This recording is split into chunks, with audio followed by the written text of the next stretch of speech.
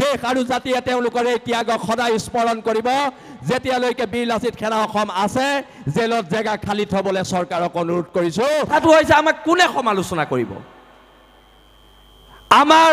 আমাক সমালোচনা কৰিব অসমৰ থলগিৰি মানুহে অসমৰ ভূমিপুত্ৰ মানুহে বিজেপি আৰু কংগ্ৰেছৰ আইটি সেলৰ দালালগিতাই আমাক যদি সমালোচনা কৰে এই সমালোচনা উচিত প্ৰত্যুত্তৰ দিয়া হ'ব আৰু হ'ব গৰ্বৰে এটা কথা আপোনালোকৰ আগত ক'ব পাৰো যে বীৰ লাচিত সেনাই আজিৰ দিনলৈকে কম্প্ৰমাইজ কৰা নাই আৰু অনাগত দিনতো কম্প্ৰমাইজ নকৰে সেইকাৰণে বীৰ লাচিত সেনাৰ এটা উক্তি আছে যে হ'ব পাৰো আমি দুখীয়া হয় আমি দুখীয়া হ'ব পাৰো আমি দুখীয়া আমি কাৰো গোলাম নহয় আঠুকাৰী অধিকাৰ খোজা বীৰ লাচিত সেনাৰ সৈনিকৰ নিয়ম নহয় আৰু নিয়ম নহয় বীৰ লাচিত সেনা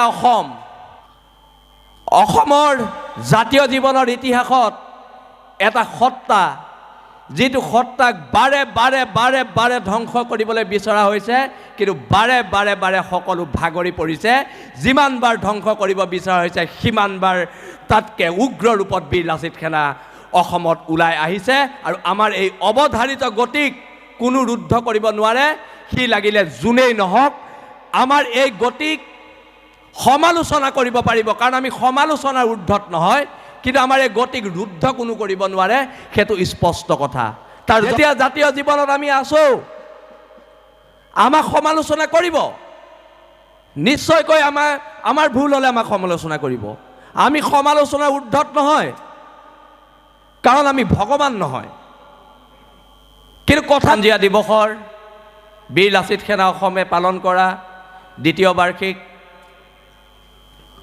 অনুষ্ঠানত অসমৰ বিভিন্ন জিলাৰ পৰা অহা প্ৰত্যেকজন সৈনিকক মই সংগ্ৰামী অভিনন্দন জ্ঞাপন কৰিছোঁ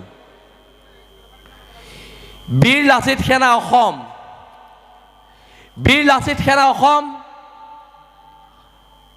অসমৰ জাতীয় জীৱনৰ ইতিহাসত এটা সত্তা যিটো সত্তাক বাৰে ধ্বংস কৰিবলৈ বিচৰা হৈছে কিন্তু বাৰে সকলো ভাগৰি পৰিছে যিমানবাৰ ধ্বংস কৰিব বিচৰা হৈছে সিমানবাৰ তাতকৈ উগ্ৰ ৰূপত বীৰ লাচিত সেনা অসমত ওলাই আহিছে আৰু আমাৰ এই অৱধাৰিত গতিক কোনো ৰুদ্ধ কৰিব নোৱাৰে সি লাগিলে যোনেই নহওক আমাৰ এই গতিক সমালোচনা কৰিব পাৰিব কাৰণ আমি সমালোচনাৰ ঊৰ্ধত নহয় কিন্তু আমাৰ এই গতিক ৰুদ্ধ কোনো কৰিব নোৱাৰে সেইটো স্পষ্ট কথা তাৰ জ্বলন্ত প্ৰমাণ ৬০-৭০ জন সৈনিকক মুখ্য সচিবকে ধৰি কেন্দ্ৰীয় সমিতিৰ বহু বিষয়ববীয়া জিলা বিষয়ববীয়া আঞ্চলিক বিষয়ববীয়া সকলোকে জেলত আবদ্ধ কৰিও বীৰ লাচিত সেনাৰ এই গতি ৰুদ্ধ কৰিব নোৱাৰিলে তাৰ প্ৰমাণ কি তাৰ প্ৰমাণ আজি আমি ৰাতিপুৱা উলিওৱা শোভাযাত্ৰাই দেখুৱাই দিলে যে বীৰ লাচিত সেনা অটল অদম্য আৰু অজেয় কথা বতৰাবিলাক যেতিয়া জাতীয় জীৱনত আমি আছো আমাক সমালোচনা কৰিব নিশ্চয়কৈ আমাৰ ভুল হ'লে আমাক সমালোচনা কৰিব আমি সমালোচনাৰ ঊৰ্ধত নহয় কাৰণ আমি ভগৱান নহয় কিন্তু কথাটো হৈছে আমাক কোনে সমালোচনা কৰিব আমাক সমালোচনা কৰিব অসমৰ থলগিৰি মানুহে অসমৰ ভূমিপুত্ৰ মানুহে বিজেপি আৰু কংগ্ৰেছৰ আইটি সেলৰ দালালগিতাই আমাক যদি সমালোচনা কৰে এই সমালোচনা উচিত প্ৰত্যুত্তৰ দিয়া হ'ব আৰু হ'ব আমি বীৰ লাচিত সেনা অসম কৰিছোঁ আমি দিল্লীৰ ওচৰতো আঁঠু নলওঁ আমি নাগপুৰৰ ওচৰতো আঁঠু নলওঁ সেইটো স্পষ্ট কথা প্ৰত্যেকবাৰে আমাৰ সত্তাটোক ধ্বংস কৰিব বিচৰা হয় কিয় জানে কাৰণ বীৰ লাচিত সেনাই এই সত্তাটোৱে থলগিৰি মানুহৰ আশা আকাংক্ষাক প্ৰতিফলিত কৰে ফলস্বৰূপে ৰাষ্ট্ৰীয় ৰাজনৈতিক দলবিলাকৰ ভোট বেংকত এফেক্ট হয় কিন্তু আমাৰ কাৰণে ভোট বেংক ডাঙৰ নহয় আমাৰ কাৰণে জাতি ডাঙৰ তোমালোক মন্ত্ৰী এমএলএ হ'বা তোমালোকে দেশ বিকিবা আৰু সেইকাৰণে আমি তোমালোকৰ লগত থাকিব লাগে এনেকুৱা ধৰণৰ কথা বতৰা নচলিব বীৰ লাচিত সেনা মঞ্চৰ পৰা স্পষ্টকৈ আমি প্ৰত্যেকবাৰে কৈ আছোঁ আজি সময়ত বীৰ লাচিত সেনাই এই অসমৰ সত্তাটোৱে অসমৰ জাতীয় জীৱনক ইমান সুন্দৰকৈ প্ৰতিনিধিত্ব কৰিছে, তাৰ বাবে কিছুমান আন্দোলনৰ নামত চিণ্ডিকেট চলোৱা কিছুমানৰ ভৰিৰ তলৰ মাটি নোহোৱা হৈছে, সেইকাৰণে বীৰ লাচিত সেনা অসমক বেয়া পায়। কিন্তু আন্দোলনৰ নামত চিণ্ডিকেট চলোৱা এই মানুহবিলাকক আমি কৈছোঁ, তোমালোক বীৰ লাচিত সেনা অসম হ'ব নোৱাৰা। কিয় নোৱাৰা জানানে? বীৰ লাচিত সেনা অসম 3টা মূল মন্ত্ৰৰে দীক্ষিত: অটল, অদম্য আৰু অজেয়। আমি অটল, অদম্য আৰু অজেয়ৰ কাৰণে তোমালোকে আমাৰ লগত ফেৰ মাৰিব নোৱাৰা। আজি বীৰ লাচিত সেনা অসমৰ ল'ৰাবোৰক গুণ্ডা, বীৰ লাচিত সেনা অসমৰ ল'ৰাবোৰক ডকাইত, কিন্তু যেতিয়া কোনোবা এটা বহিৰাগত প্ৰতিষ্ঠানত আমাৰ অসমীয়া ল'ৰাবোৰ, খিলঞ্জীয়া ল'ৰাবোৰক চাকৰিৰ পৰা উলিয়াই দিয়ে, তেতিয়া সেই চাকৰিটো বচোৱাৰ দায়িত্ব কাৰ জানে? অসমত মাত্ৰ এটা সংগঠনেই আছে, সেই সংগঠনটোৰ নাম হৈছে বীৰ লাচিত সেনা অসম। সেই সংগঠনটোৰ নাম বীৰ লাচিত সেনা অসম। জাতীয়তাবাদ কি? জাতীয়তাবাদ কি? মোৰ দেশ, মোৰ মাটি, মোৰ কথা, সেইটোৱেই জাতীয়তাবাদ।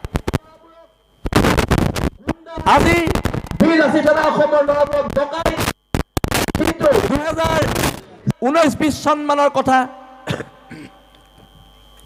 L&T বুলি এটা কোম্পানীত 2,500 অসমীয়া ল'ৰাক চাকৰিৰ পৰা উলিয়াই দিলে। চাকৰিৰ পৰা উলিয়াই দিয়াৰ পিছত হৰ গগৈকে মোকে কেলকাতাৰ এজন মানুহ আহি লগ কৰিলে। লগ কৰি তেখেতে আমাক সুধিছে যে তোমালোকে সংগঠন কেনেকৈ চলোৱা? মই তেতিয়া ক'লো, মানে তুমি আমাক পইচা দিব আহিছা? তেতিয়া আমাক দিছিলে 5 লাখ টকা যে আপোনালোকে এই বিষয়টোত নোসোমাব।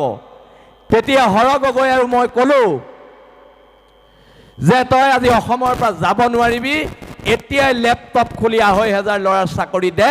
সেইটো হৈছে জাতীয়তাবাদ। জাতীয়তাবাদ এনেকৈ চলিব। কোৰ্টৰ মুখত ধৰ্ণা দি জাতীয়তাবাদ নচলে। কোৰ্টৰ মুখত বহি চুলি খুৰাই জাতীয়তাবাদ নচলে। জাতীয়তাবাদ উগ্ৰ, বীৰ লাচিত সেনা উগ্ৰ জাতীয়তাবাদী নহয়। বীৰ লাচিত সেনা সুস্থ জাতীয়তাবাদী। আমাৰ যদি বাই ভনীৰ গাত কোনোবাই হাত দিয়ে, আমি চাই থকাটো অসুস্থ জাতীয়তাবাদ। তাৰ উত্তৰ দিয়াটো হৈছে সুস্থ জাতীয়তাবাদৰ লক্ষণ। বীৰ লাচিত সেনাই সুস্থ জাতীয়তাবাদ কৰে। এতিয়া যদি আমি সুস্থ জাতীয়তাবাদ কৰিবলৈ যাওঁতে বীৰ লাচিত সেনাৰ সৈনিকসকল গুণ্ডা হয়, খিলঞ্জীয়া মানুহৰ সুৰক্ষাৰ কাৰণে যদি মাত মাতিলে আমি গুণ্ডা হয়, তেন্তে বীৰ লাচিত সেনাৰ প্ৰত্যেক সৈনিক গুণ্ডা হ'বলৈ সদায় প্ৰস্তুত আছেও, আছো আৰু আছো। আমি জাতীয় জীৱনত আমাৰ ত্যাগবোৰ জাতিয়ে কেনেকৈ বিচাৰ কৰে সেইটো ভৱিষ্যতত নিৰূপণ হ'ব। ৰন্তুদাৰ ত্যাগ, উজ্জ্বলদাৰ ত্যাগ, হেমন্তদাৰ ত্যাগ, হৰৰ ত্যাগ বা প্ৰত্যেক সৈনিকৰ ত্যাগ, এইটো সময় নিৰূপণ কৰিব। কিন্তু আমি গৰ্বৰে এটা কথা আপোনালোকৰ আগত ক'ব পাৰোঁ যে বীৰ লাচিত সেনাই আজিৰ দিনলৈকে কম্প্ৰমাইজ কৰা নাই আৰু অনাগত দিনতো কম্প্ৰমাইজ নকৰে। সেইকাৰণে বীৰ লাচিত সেনাৰ এটা উক্তি আছে যে হ'ব পাৰোঁ আমি দুখীয়া, হয় আমি দুখীয়া, হ'ব পাৰোঁ আমি দুখীয়া, আমি কাৰো গোলাম নহয়। আঁঠুকাঢ়ি অধিকাৰ খোজা বীৰ লাচিত সেনাৰ সৈনিকৰ নিয়ম নহয়, নিয়ম নহয় আৰু নিয়ম নহয়। হাজাৰ হাজাৰ ৰনুৱা ঘোঁৰাৰ তেজেৰে দগমগ কৰা এই জাতি সত্তাক আমি প্ৰতিনিধিত্ব কৰিছোঁ আৰু যোনদিনালৈকে জাতিৰ পক্ষত কাম কৰি যাম, সেইদিনালৈকে আপোনালোকে আশীৰ্বাদ দিব। আমি আগতেও কৈছোঁ, যদি ভাল কাম কৰোঁ তেতিয়াহ'লে ফুলৰ মালা, যদি বেয়া কাম কৰোঁ জোতাৰ মালা। আমি খিলঞ্জীয়া জনগণৰ ওচৰত দায়বদ্ধ, আমি আপোনালোকৰ ওচৰত দায়বদ্ধ।